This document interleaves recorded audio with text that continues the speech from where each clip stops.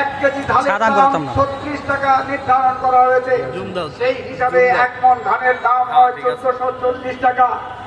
কিন্তু বাংলাদেশের যে কোনো প্রান্তে আপনারা হাটে বাজারে যেখানে যান, যে কৃষক 1000-1100 টাকার উপরে ধান বিক্রি করতে পারছে না, অথচ তার উৎপাদন খরচ বাড়ছে।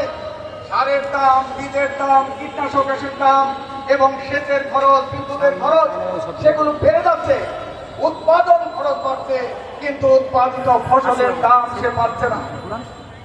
আলু চাষিরা 24 টাকা 25 টাকা তাদের উৎপাদন খরচ করেছে।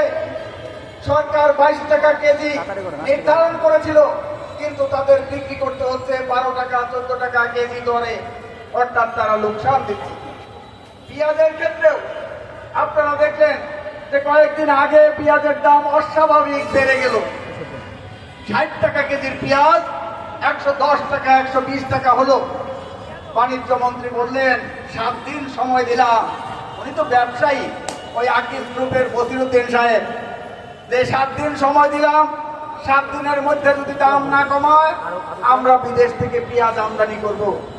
তার মানে এটা কেউ বুদ্ধিমান তো ইশারায় কাপি যে তুমি দাম বাড়িয়েছো, তাতে অসুবিধা নাই, 7 দিনের মধ্যে জনগণের পকেট কেটে যত টাকা খুশি তুমি বের করে নাও, 7 দিন সময় দিলাম।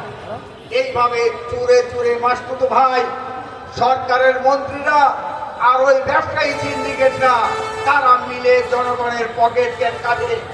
সংগ্রামী বন্ধুগণ, শ্রমিকদের কথা শুনেছেন, আমাদের সেলিম মাহমুদ বলেছেন যে বেশি কিছু দাবি করে নাই।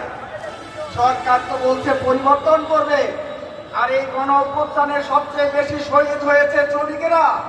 তাহলে শ্রমিকের ভাগ্যের পরিবর্তনের জন্য এই সরকার কি করেছে? কিছুই করেনি। শ্রমিকের মজুরি বাড়ে নাই, আর নিরাপত্তা বাড়ে নাই, কর্মক্ষেত্রে তার নিরাপত্তা সেটা নিশ্চিত হয় নাই। নারী শ্রমিকদের তার সন্তানদের লালন পালনের জন্য সেখানে ডে কেয়ার সেন্টার সেটা হয় নাই।